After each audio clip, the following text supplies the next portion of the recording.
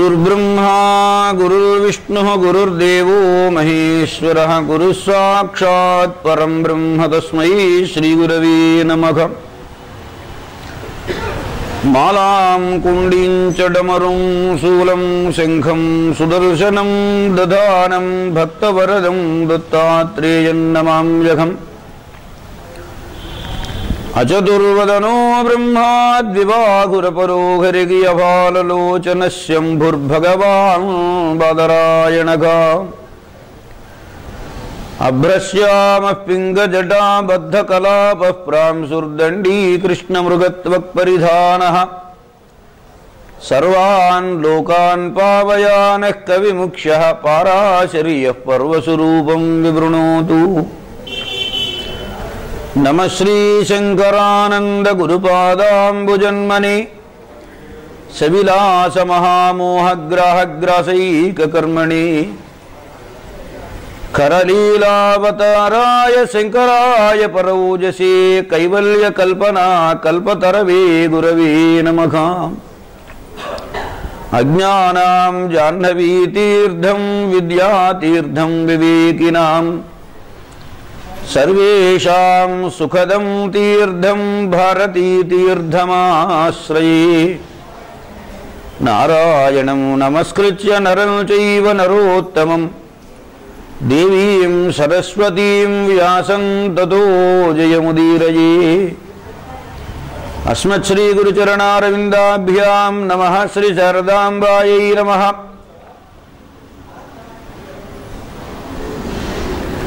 మహాభారతాన్ని ఇతిహాసము అన్నారు. ఇతిహాసం అంటే జరిగినటువంటి చరిత్ర అని అర్థం. ఇతిహాస ఇలా జరిగింది, ఇలా ఉన్నది అని. సూత మహర్షి శౌనకాది మహర్షులకు నైమిష మహారణ్యంలో వివరించి చెప్పినటువంటి కథ. దీనిని వ్యాస భగవానుడు బదరికాశ్రమంలో నిర్మాణం చేసినటువంటి కథ ఆఖ్యాయిక. అనేకానేకములైన ఉపాఖ్యానములతో కూడి ఉన్నటువంటి గంభీరమైన కథ. ఆ కథలో ఒక్కొక్క పాత్ర ఒక్కో రకమైనటువంటి సందేశాన్ని ఇస్తుంది. మనకు కొంచెం జాగ్రత్తగా మనం పరిశీలన చేయాలి. అయితే దానికి కూడా మనకు ఒక హృదయ సంస్కారం ఉండాలి. హృదయ సంస్కారం అంటే ఒక గ్లాస్ తీసుకెళ్ళాం, ఆ గ్లాసులో అరసోలుడు నీళ్లే పట్టే గ్లాసులో సోలుడు పట్టవుగా. ఓ బిందె తీసుకెళ్ళాం, బిందెకు సరిపడినంత గ్రాసం ఉంది ఇందులో, లేకపోలే. కానీ గ్రహించగలిగిన వస్తువు పెద్దదైనా ఎంత గ్రహించగలిగితే అంత గ్రహించడానికి కావలసిన విషయం అంతా ఇందులో ఉంది. ఒక మాటలో చెప్పాలంటే ఇది ఒక అమృత భాండం. మనం హృదయాన్ని విశాలం చేసుకున్న కొద్దీ విషయాలు విస్తృతంగా అర్థమవుతాయి. ధర్మం అంటే ఏమిటి అన్నారు అంటే, ఇవాళ ధర్మరాజు గారికి సంబంధించిన విషయాలు మాట్లాడుకుంటున్నాం కాబట్టి ఆయన పేరే ధర్మం కనుక ధర్మమునకు రాజుగా సుప్రసిద్ధుడైనటువంటి వాడు కాబట్టి ధర్మాన్ని గురించి రెండు మాటలు చెప్పుకోవాలి. మనము ఏ పని ఇతరులు మనకి ఏ పని చేస్తే మనము బాధపడకుండా ఉంటామో ఆ పని చేయడం ధర్మం. ఇతరులు మనకేం చేస్తే మనం ఏ బాధపడతామో ఆ పనులు ఇతరులకు చేయకుండా ఉండడం. వేదాంతంలో ఒక మాట చెప్పారు ఉపనిషత్తులలో, ఆత్మవత్ సర్వభూతాని. పిపీలికాది స్తంభ పర్యంతమైనటువంటి 84 లక్షల జీవరాశులు ఉన్నాయి. 84 లక్షల జీవరాశులను చరములు అచరములు అని రెండు విధాలుగా విభాగం చేశారు. ఈ రెండిలో మళ్ళీ స్వేదజములు, ఉద్భిజములు, జరాయుజములు, అండజములు అని చరాచర ప్రాణులు మళ్ళీ 4 విభాగాలు చేశారు. నీ వలన ఏ ప్రాణికి ఏ విధమైన ఇబ్బంది కలగకూడదు. దీనికోసం ఒక వ్యవస్థ ఏర్పరిచారు. బ్రాహ్మణ, క్షత్రియ, వైశ్య, శూద్ర అని 4 వర్ణాలు. ఎవరి పనులు వాళ్ళు చేసుకుంటూ పోవాలి, ఎవరి పనులకు తాము అడ్డం రాకూడదు. ఇది ప్రధానమైనటువంటి ధర్మం. ధర్మరాజు గారి గురించిన మాటలు ఇవాళ చెప్పుకుంటున్నాం మనం. యుధిష్ఠిరః ధర్మమయో మఘాంద్రుమఘా. ధర్మం ఎలా ఉంటుంది అంటే ధర్మరాజు గారిలాగా ఉంటుంది అని. పుట్టడం మన చేతిలో లేదు, చావడం మన చేతిలో లేదు, పెరుగుతున్నది మన చేతిలోనే ఉంది. ఎందువలనంటే కర్మఫలం అనేటువంటిది 3 రకాలుగా నిర్దేశింపబడింది. సంచితము, ఆగామి, వర్తమానమని. సంచితం అంటే ఇవాళ మనం అనుభవిస్తున్నటువంటి సత్ఫల దుష్ఫలాలకు వెనుకటి జన్మలలో మనం చేసినటువంటి పుణ్యం పాపం దాని ఫలం ఇవాళ అనుభవిస్తున్నాం. ఇవాళ అనుభవించేటువంటి దానికి ముందు మనం ఏం చేశామో దాన్ని బట్టి ఈ అనుభవం వస్తుంది. ఈ అనుభవించే దశలో ఆ కర్మఫలమునకు ప్రారబ్ధము అని పేరు. సంచితము ప్రారబ్ధము రెండైనవి. అంటే నిర్దిష్ట ఫలాంశము ప్రారబ్ధం. ఆ తరువాత ఇవాళ వరకు నీ చేతిలో లేదు, ఈ జన్మకు నీ చేతిలో లేదు, ముఖాన్ని రాసేసాడు, అయిపోయింది. ఏం కష్టం నష్టం, లాభం దుఃఖం సుఖం అన్నీ. కానీ భవిష్యత్తును బాగు చేసుకోవడం నీ చేతిలో ఉందన్నాడు. దానికే ఆగామి అని పేరు. అంటే భవిష్యత్తులో నీవు సత్ఫలాలను పొందాలంటే ఇవాళ నీవు చేసేటువంటి పని బాగా ఉండాలి. బాగా ఉండాలి అంటే ధర్మ విరుద్ధం కాకుండా ఉండాలి. ఫలం అనేది చాలామంది ఒక రకంగా ఆలోచిస్తారు. ఇహలోకంలోనే పుట్టాం, ఇహలోకంలోనే పెరిగాం, అనుభవించే సుఖం కానీ దుఃఖం కానీ ఇక్కడే అనుభవిస్తున్నాం అనుకునే వాళ్ళు చాలామంది ఉన్నారు. కానీ నిజానికి ఆలోచిస్తే ఇహలోకం ఎలా ఉందో పరలోకం కూడా అలా ఉంది. పరలోకం పైన ఒకటి ఉన్నది, కింద ఒకటి ఉన్నది. నువ్వు తప్పు చేశావా కిందకు పోతావన్నారు, ఒప్పు చేశావా పైకి వెడతావన్నారు. పైకి వెడితే ఏమిటి లాభమని అక్కడ అద్భుతములైనటువంటి మహాసుఖాలు భోగాలు అనుభవించవచ్చు. టిక్కెట్ కొనకుండా రైల్లో ప్రయాణం చేస్తే అర్ధంతరంగా మధ్యలో దించేస్తారు. సత్కర్మలు ఆచరించలేదు, సత్ఫలం లేదు, కింద పారేస్తారు. ఇది నరకం. దిగిన తర్వాత ఇక మళ్ళీ నీ గమ్యాన్ని చేరడానికి ఎన్ని కష్టాలు నష్టాలు పడాలి చెప్పండి. కనుక ఇహలోకంలో పరలోకంలో, ఇహలోకంలో నీవు చెడకండగా ఉంటే పరలోకం ఉత్తమ లోక ప్రాప్తి, చెడ్డావా నరకలోక ప్రాప్తి. ఈ రెండు జాగ్రత్తగా మనం జీవితంలో గుర్తుపెట్టుకోవలసినటువంటి అంశము. సుఖాలు భోగాలు అనుభవించాలనుకుంటావా, మంచి కర్మలు చేయి. దుఃఖం అనుభవించాలని ఎవడు అనుకోడుగా. కానీ స్వార్థం అనే 2 అక్షరాలు ఉన్నాయి మానవుణ్ణి పతితుణ్ణి చేయడానికి. ఈ స్వార్థం ఏం చేస్తుందంటే తప్పుడు దారి వైపే నడిపిస్తుంది. సహజంగా పట్టాల మీద రైలు నడుస్తుంది, అందరికీ తెలిసిన విషయం. పడవ చెరువులోనే నడుస్తుంది, కాల్వలో నీళ్లలో నడుస్తుంది. బస్సు ఏదైనా ఉంటే రోడ్డు మీద నడుస్తుంది, విమానం ఆకాశంలో నడుస్తుంది. నేను విమానం తీసుకొని వచ్చి సముద్రంలో నడిపిస్తారంటే దానికంటే వెర్రితనం తెలుగు తక్కువతనం ఉందా?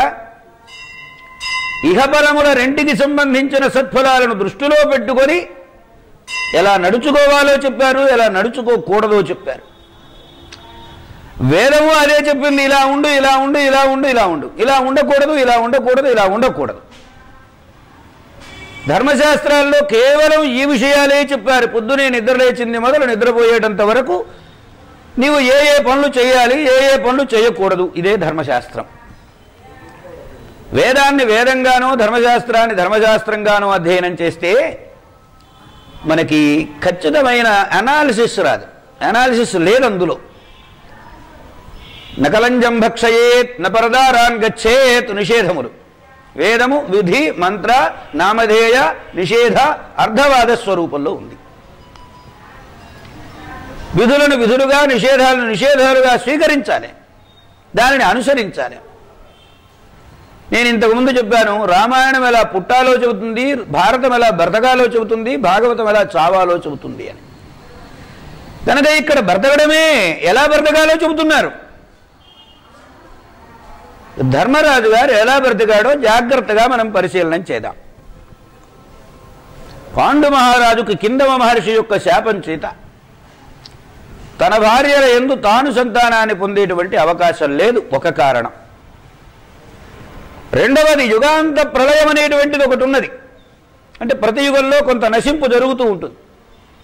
చాలామంది ఈ మధ్య ప్రశ్న వేస్తున్నారు, ఆ మధ్య ఒక ఆయన పెద్ద హై పొజిషన్లో ఉన్నటువంటి ఓ మహానుభావుడు 1999 కలియుగాంతం అని కూడా రాసేశాడు ఓ పెద్ద పుస్తకం.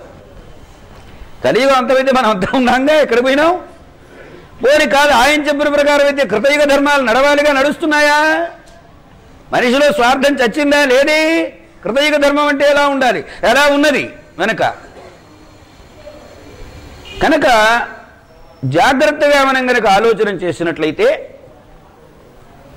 మన జీవితం ఎలా ఉండాలో నిర్దేశించేటువంటిది. ఈ యుగాంత ప్రళయ సందర్భాన్ని బట్టి దేవతలందరూ నిర్ణయం తీసుకున్నారు, భూలోకంలో ఉండేటువంటి అమర్చులు మర్చులుగా మారాలి. అమర్చులు అంటే అప్పటి వరకు మరణించవలసిన వాడు మరణించలేడు గనక ఏదో ఒక ఉపద్రవం రావాలి, వీళ్ళంతా పోవాలి. అలాంటి ఉపద్రవం కురుక్షేత్ర మహాసంగ్రామం. తగు ఊరికే వస్తుందా అండి? ఒకడు కొడితే నలుగురు కొడతాడు, 10 మందిని కొడతారు, కానీ భూలోకంలో ఉన్నటువంటి వాళ్ళని అందరినీ కొట్టి చంపడం సాధ్యమవుతుందా? అటువైపు 11 అక్షౌహిణులు, ఇటువైపు 7 అక్షౌహిణులు, 18 అక్షౌహిణుల సేన. ఏనుగులున్నాయి, గుర్రాలున్నాయి, రథానికి కట్టిన గుర్రాలున్నాయి, లొట్టిపిట్టలున్నాయి. అబ్బో ఎంత పరివారము! ఇన్ని ప్రాణులను ఒక్కసారి చంపాలి. దానికి తగినటువంటి వాళ్ళు కేవల పాండురాజకుమారులైతే సామర్థ్యం చాలుతుంది, చాలకపోతుంది. కనుక స్వయంగా దేవతలే దిగి వచ్చారు. రామాయణంలో కూడా అంతేగా, దేవతలు దిగొస్తేనగా ఇటు నరులు కానీ ఇటు వానరులు కానీ దేవతాంశలతో పుట్టిన వాళ్లే కదా ఆనాడు రావణ సంగ్రామం. రామ రావణయోరివ అంటారు. రామరావణుల యుద్ధం ఎలా ఉందంటే రామరావణ యుద్ధం లాగానే ఉంది. కనుక ఇక్కడ యుగాంత ప్రళయమును దృష్టిలో పెట్టుకొని దేవతలందరూ భూలోకంలోకి వచ్చారు. మరి ఎక్స్పార్టీ వాళ్ళు కూడా ఉండాలిగా, ప్రధాన పక్షం ఉంటే ప్రతిపక్షము ఉండాలి. రాక్షసులు కూడా వచ్చారు. రాక్షసులు ముందొచ్చారు, వీళ్ళను సంహరించడం కోసం దేవతలు వచ్చారు. రహస్యం ఇది. పాండురాజు గారికి సంతానం లేని దుర్దశలో, ఆయన సంతానం పొందకపోతే అపుత్రస్య గతిర్నాస్తి, ఉత్తమలోక గతులు లేవని కదా చెబుతున్నది శాస్త్రం. పున్నాంనో నరకా త్రాయతైతి పుత్ర, పున్నామ నరకం నుండి తప్పించేటువంటి వాడు పుత్రుడు. అటువంటి పుత్రుడు లేడు. ఆయన బ్రహ్మలోకానికి బయలుదేరి వెడుతూ వెడుతూ మార్గమధ్య తన యౌగికమైన శక్తి చాలక కింద పతనమవుతుంటే ఒక ఋషీశ్వరుడు చెప్పాడు, నాయన నీకు సంతానం లేదు కనుక ఆ లోకాన్ని పొందడానికి నీకు అవకాశం లేదు అని. అక్కడి నుంచి ఈయన మనస్సులో విపరీతమైన తపన పడ్డాడు. ఉన్నదాని గురించి దిగులు పడేవాళ్ళు కొంతమంది, లేని దాని గురించి తపన పడేవాళ్ళు కొంతమంది. ఈ ఉన్నది లేనింటిలో ఇది ధర్మద్రవ్యమా అధర్మద్రవ్యమా మళ్ళీ విచారం. అధర్మంతో మనం డబ్బంతా తీసుకెళ్ళి స్విస్ బ్యాంకులో దాచుకొని అయ్యో నా డబ్బు బయట పెడతానంటున్నారే అని ఏడుస్తూ కూర్చుంటాడు ఇక్కడ కూర్చొని. ధర్మం కోసమే నాకు సంతానం లేకపోతే ఈ శరీరంలో ఉన్న ఈ జీవునకు ఉత్తమలోక ప్రాప్తి లేదు కదా ఎలాగా అని విచారిస్తూ ఉండగా భర్త యొక్క దుఃఖాన్ని చూడలేక కుంతీదేవి వచ్చింది. ఏమిటి దిగులుగా ఉన్నారని చెప్పాడు తన సంగతి. అయితే మీరేమనుకోనంటే ఒక చిన్న ఉపాయం ఉన్నది చెబుతానన్నది.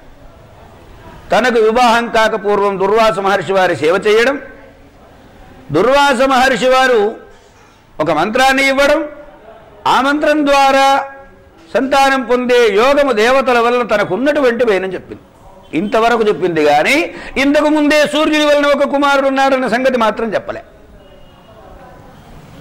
చెప్పకపోవడం వల్లనే కర్ణుడు ఆ దుస్థితిని పొందాడు. చెప్పే ధైర్యమే ఉంటే దాపరికమే మహాపాపం అని అనుకున్నాం. అందువల్ల ఆయన బాగా ఆలోచించాడు. పాండురాజు గారికి ఒక అద్భుతమైన ప్రణాళిక ఉన్నది.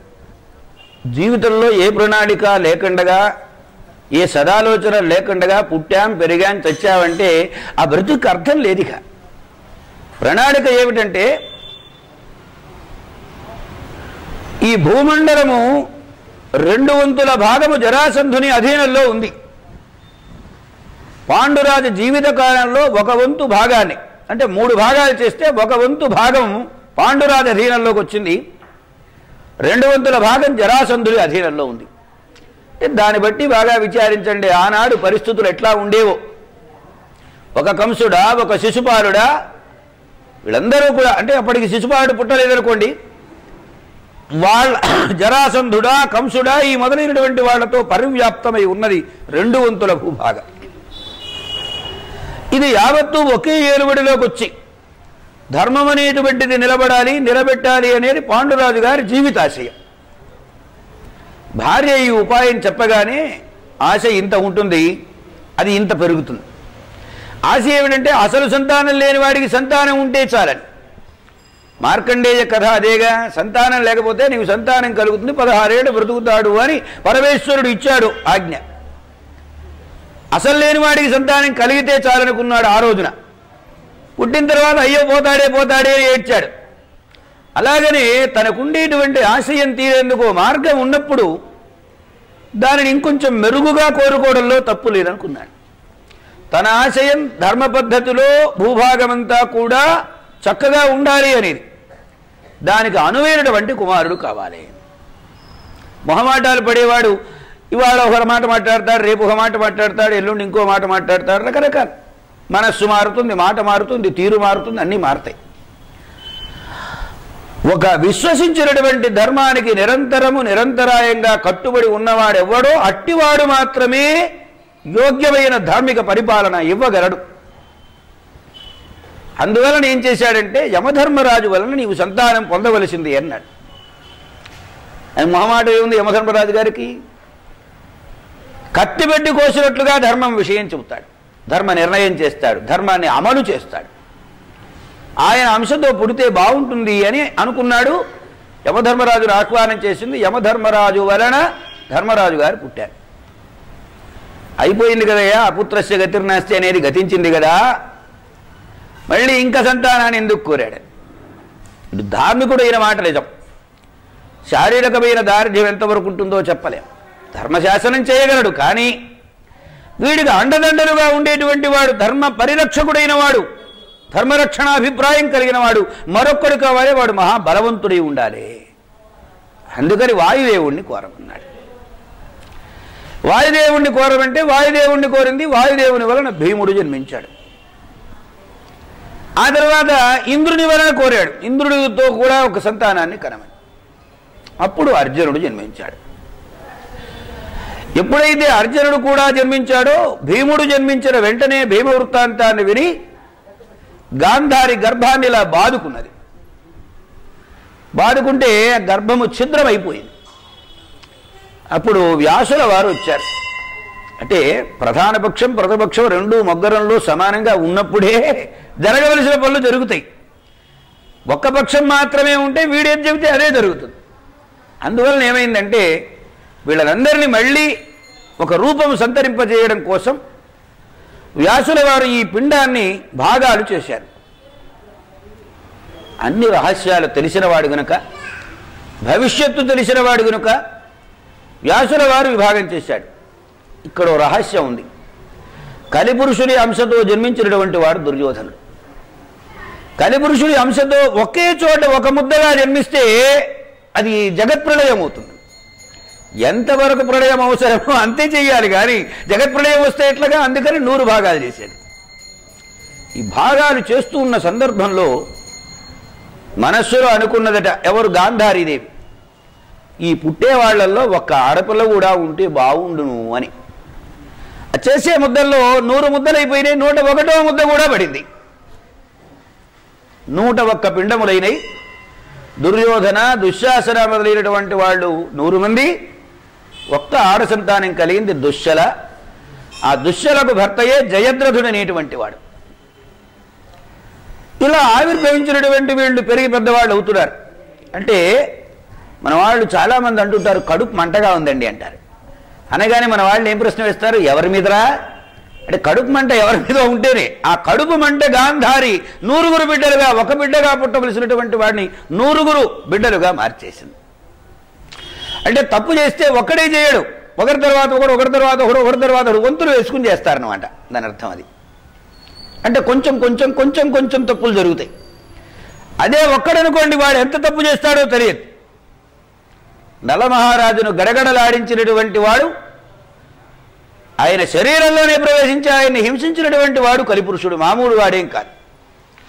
మన హృదయాల్లో కూడా ప్రవేశించాడు. మనం కనుకనే చేయవలసిన పనులు చేయడం లేదు, చెయ్యక్కర్లేని పనులన్నీ చేస్తున్నాం. ఆ తరువాత అర్జునుడు జన్మించాడు. మాద్రీదేవికి కూడా కలిగింది సంతానాపేక్ష.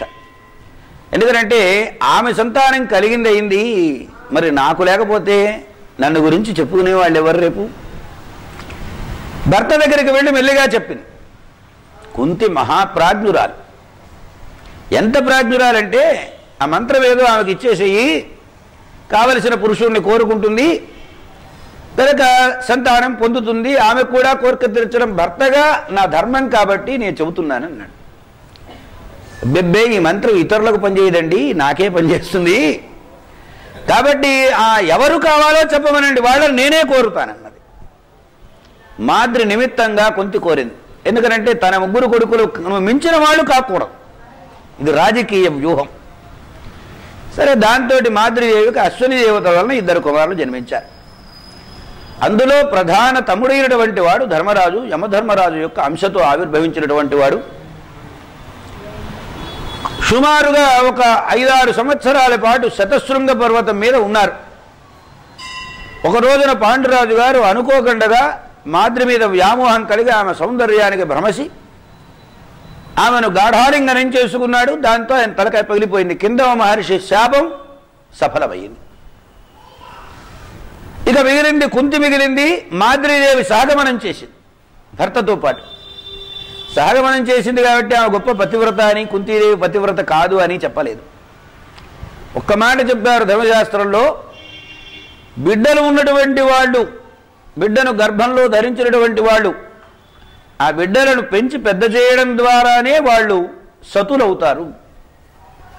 భర్తతో సహగమనం చేసిన వాళ్ళు ఎలా సతీత్వమును పొందుతారో అలాంటి సతీత్వమును పొందుతారని ఈ బిడ్డలను తీసుకొని వచ్చి అక్కయ్య దగ్గర పెట్టి, నా వలన నా భర్త మరణించాడు, నేను బ్రతికుంటే బ్రతికున్నంతకాలం నా వల్ల భర్త మరణించాడని దిగులు చెంది దిగులుతో శరీరం కుంగి కృషించిపోతుంది. అక్కయ్య, నేను సహగమనం చేస్తానన్న. సహగమనం చేయడం అనేది శాస్త్ర విరుద్ధమైన ధర్మం కాదు కనుక, శాస్త్రమునకు సహజ సిద్ధమైనటువంటి ధర్మం కనుక అలాగే అంగీకరించింది. మాద్రీదేవి పాండు మహారాజు శరీరంతో పాటు దహనమైంది. ఇదంతా శతశృంగ పర్వతం మీద జరిగినటువంటి కథ. ఆ తర్వాత అక్కడి నుంచి ఈమె ఏం చేయాలి? పసిపిల్లలు. ఋషీశ్వరులంతా ఆలోచించారు, మగవాడి రక్షణ లేనటువంటి స్త్రీ బిడ్డలను పెట్టుకుని ఇక్కడేం బ్రతుకుతుంది, కనుక ఈమెను సరైన చోటికి చేర్చాలని పెదతండ్రి ధృతరాష్ట్రుడు ఉన్నాడు కనుక ఆయన దగ్గరికి చేరుద్దామన్నారు. ఇక్కడేమిటి, కొడుకు తమ్ముడు మరణించాడన్న వృత్తాంతం తెలిసింది. లోపల సంబరం, బయటకు అయ్యో కుయ్యో మొర్రో. ఇది ధృతరాష్ట్రుడి పరిస్థితి. ఎందుకనంటే ఆనాడు సమాజం ఒకటి ఉన్నది. సమాజంలో అందరూ చూస్తూ ఉంటారు, వాళ్ళ ముందు తాను దోషిగా ఉండకూడదు. ఇది బాహ్యం. దోషం లోపల ఉంటుంది, అంత తేలిగ్గా బయటపడదు. అందుకనే మనస్యన్యతు వచస్యన్యతు కర్మణ్యన్యతు దురాత్మన. మనస్యేకం వచస్యేకం కర్మణి ఏకం మహాత్మన. మనస్సులో ఏది ఉందో మాటలో అదే ఉండి, మాటలో ఏది ఉందో చేసే పనులలో అదే ఉంటే వాడిని మహాత్ముడు అన్నారు. రెండవ వాడిని ఉన్నారు దురాత్ముడు అన్నారు. మనస్సులో ఒక ఆలోచన, చెప్పేటువంటి మాట వేరు, చేసేటువంటి పని వేరు. ఇట్టి స్థితిలో ధృతరాష్ట్ర మహారాజుకి 2 ఉన్నారు ఇక్కడ. భీష్ముడున్నాడు పెద్దవాడు, బాక్లికుడున్నాడు ఇంకా పెద్దవాడు. శంతను మహారాజుకు అన్నగారు ఆయన, బాక్లికుడు అనేటువంటి ఆయన. మరి ఇంతమంది ఉన్నప్పుడు పెద్దలను ఎదిరించి వీళ్ళను నేను చేర్చడం లేదు, నా దగ్గర ఉండక్కర్లేదని వెళ్ళగొట్టలేడుగా. ఎట్లాగా మన చేతుల్లో లేదు వెళ్ళగొట్టడం. సరే, ఎక్కడ పడి ఉంటారులే, ఉంటే తర్వాత సంగతులు తర్వాత చూసుకోవచ్చునని అప్పటికి వాయిదా వేసుకొని మనస్సులో ఆలోచనని అంగీకరించాడు. పిల్లలు పెరిగి పెద్దవాళ్ళు అవుతున్నారు. పెరిగి పెద్దవాళ్ళు అవుతుంటే ధర్మరాజు గారి ధర్మ నిరతి, ధర్మానికి కట్టుబడి ఉండడం, ఆయన ధర్మానికి కట్టుబడి ఉండకపోతే తన తమ్ముడైనటువంటి 4 ధర్మానికి కట్టుబడరు. ఇది జాగ్రత్తగా మనం గమనించవలసిన విషయం. ఇంట యజమాని ఎవరు ధర్మాత్ములవుతారో ఆ ఇంటిలో ఉన్న వాళ్ళందరూ ధర్మాత్ములవుతారు.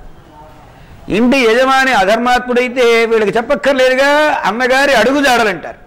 ధర్మం వైపైనా అడుగుజాడలే, అధర్మం వైపైనా అడుగుజాడలే. అలా అధర్మం వైపు అడుగుజాడల్లో 100 నడిచారు, 100 చచ్చారు.